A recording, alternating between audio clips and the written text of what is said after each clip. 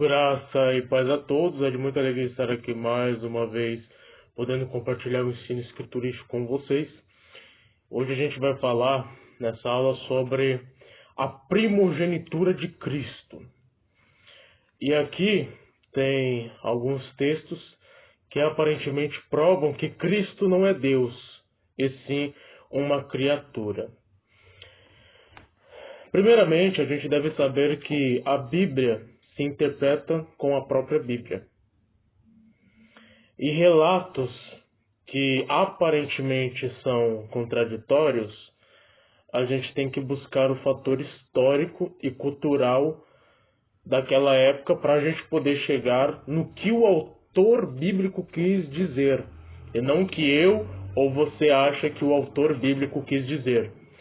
E aqui a gente tem o primeiro texto de Romanos, no capítulo 8, verso 29, a qual está aí na tela, a fim de que ele seja o primogênito entre muitos irmãos. Mas o texto diz assim aqui na Bíblia: porque os que dantes conheceu, também os predestinou para serem conformes à imagem de seu Filho, a fim de que ele seja o primogênito entre muitos irmãos. Aqui na tela está o texto resumido. A gente vai falar de acordo com esses textos. E a gente tem um segundo texto, Colossenses, no capítulo 1, no verso 15 e também no verso 18, a qual diz: o primogênito de toda a criação. E no verso 18, é o princípio e o primogênito dentre os mortos. Então, a gente tem aí 3 textos, já de início, para falar sobre a questão da primogenitura. Olha que interessante o quarto texto. Hebreus, capítulo 1, verso 6. Quando introduz no mundo o primogênito. E Apocalipse, capítulo 1, verso 5 e capítulo 3, verso 14. O primogênito dentre os mortos e o princípio da criação de Deus. Então a gente tem esses textos que aparentemente provam que Cristo não é Deus, mas é uma criatura criada pelo Deus Altíssimo.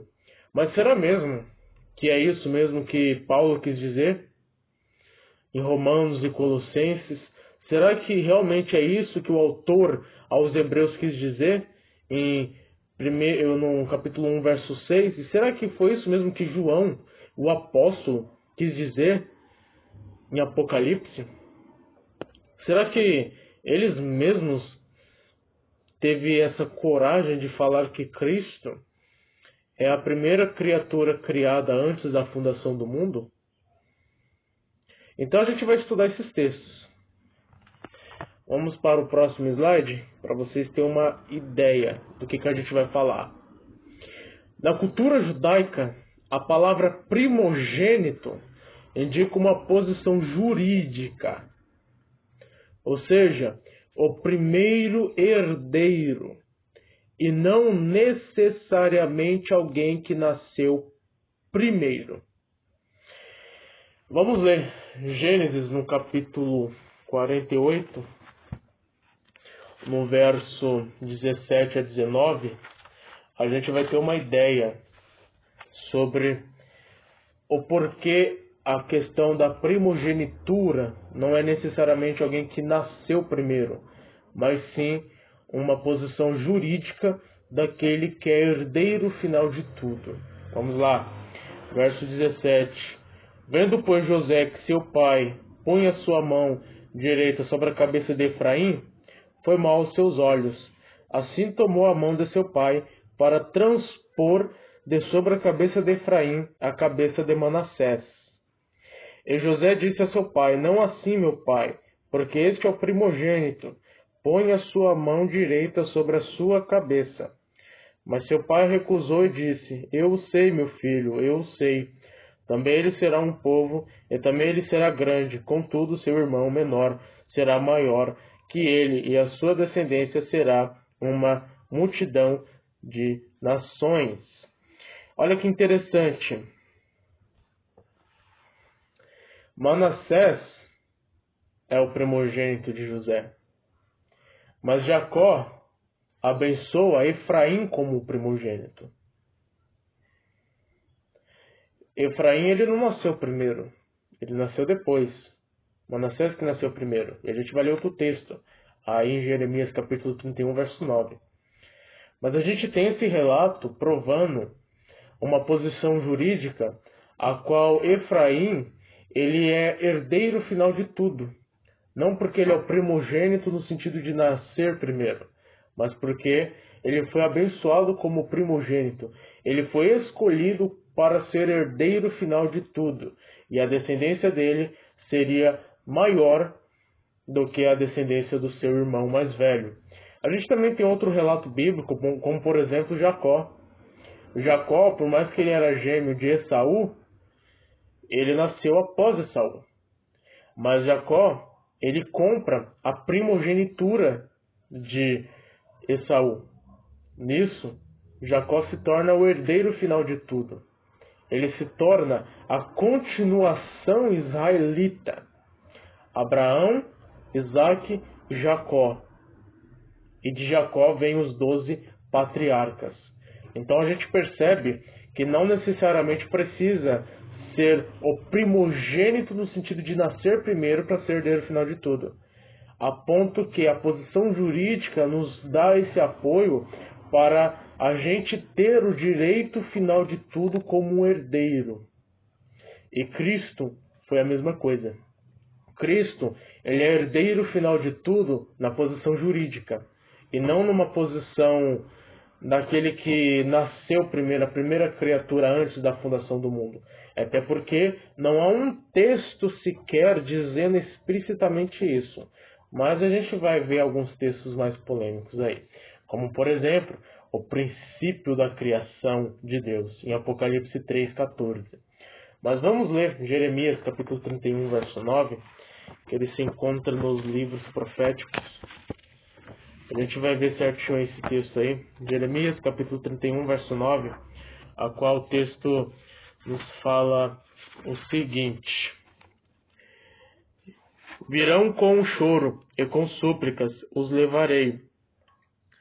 Guiá-los-ei aos ribeiros de águas, por caminho direito, no qual não tropeçarão, porque sou um pai para Israel, e Efraim é o meu primogênito.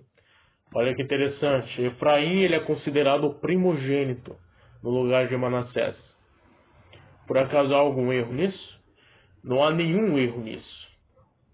Então por isso que eu digo, a Bíblia sempre interpreta com a própria Bíblia.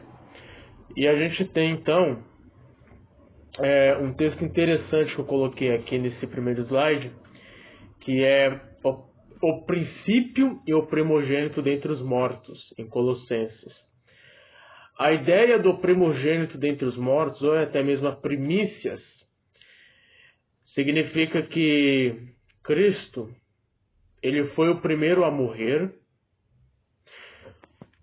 ele foi o primeiro a ressuscitar, para nunca mais morrer. Mas Gustavo, a gente encontra relatos de pessoas que morreram no Antigo Testamento, até mesmo antes de Jesus, e que ressuscitaram. De fato, a gente encontra. Mas Cristo, ele morreu, ele ressuscitou para nunca mais morrer. Ele continua vivo, eternamente. Será que o pessoal do Antigo Testamento que ressuscitou, eles realmente estão vivos até hoje? Ou será que eles já morreram? Até mesmo, quando a gente lê o final de Mateus, fala que houve ressurreição dos mortos, quando Cristo ali padeceu na cruz. Mas será que esse pessoal ainda está vivo ainda hoje? Ou será que eles padeceram? Por isso que Cristo, ele é o primeiro nesse sentido, o primeiro a morrer, a ressuscitar para nunca mais morrer. É nesse sentido que Paulo trabalha esse texto. E a gente tem então a ideia desses dois textos, que para mim é os textos mais polêmicos, que é a questão de Hebreus, Colossenses, na verdade são 3, e Apocalipse, na questão o primogênito de toda a criação, quando introduz no mundo o primogênito e o princípio da criação de Deus. A gente viu que a questão da primogenitura não necessariamente precisa ser aquele que nasceu primeiro, mas o herdeiro final de tudo. Então esses textos eles são trabalhados nesse sentido. Aquele que é herdeiro final de tudo. Porque quando lemos João, capítulo 1, olha que interessante.